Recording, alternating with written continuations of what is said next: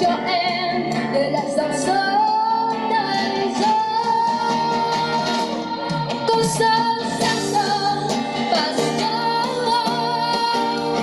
con xin thương ai lội sớm tìm ai thương nhau quân quy lá châu báu yêu nhau hoa lá đã chờ lâu và nhịp cầu cầu quang sâu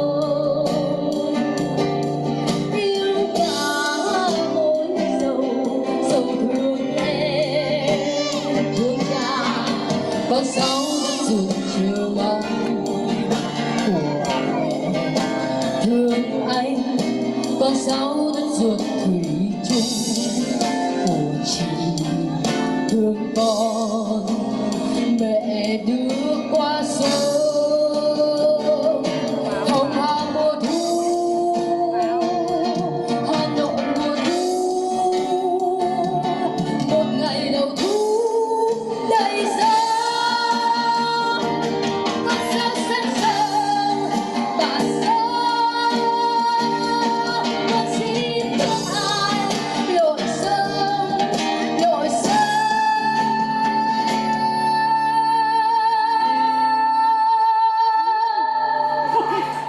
tìm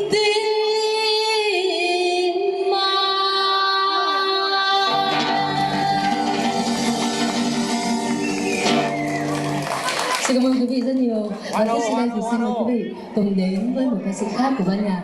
Xin mời Trà My.